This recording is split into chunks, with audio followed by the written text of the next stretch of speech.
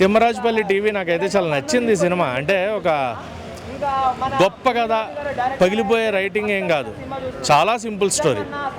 ఒక టీవీ మీద చాలా simple story, but suspense create చేశారు చూడండి. ఆ చిన్న పాయింట్ తోటి అది బాగా అనిపించింది. అంటే కొత్త కథలు లేవు, ఉన్న కథని ఎంత కొత్తగా చూపించారు అనేది ప్లాట్ వస్తుంది.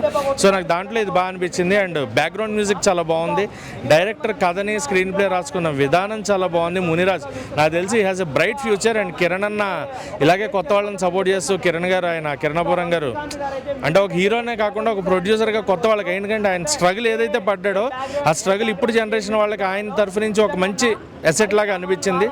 అండ్ బ్యాక్గ్రౌండ్ మ్యూజిక్ చాలా బాగుంది, పెర్ఫార్మెన్సెస్ చాలా బాగున్నాయి.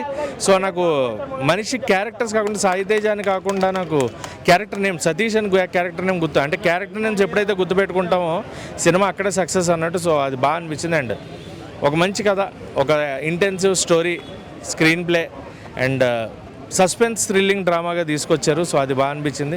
అంటే ఒకప్పుడు పెద్ద వంశీ గారి సినిమాలు చూస్తాం కదా పల్లెటూరు నెటివిటీలో, ఆ పెద్ద వంశీ గారి సినిమాలాగా అనిపించింది అనమాట. సో ఆయనకి మున్రాజ్ గారికి మంచి ఫ్యూచర్ ఉంది అనిపిస్తుంది. అండ్ సినిమా రేటింగ్ మంచి సినిమా, బోర్ కొట్టదు, 2 అవర్స్లో అయిపోతుంది. థియేటర్స్లో హాయిగా ఎంజాయ్ చేసే సినిమా అవుతుంది, ఫ్యామిలీతో చూసే సినిమా అవుతుంది.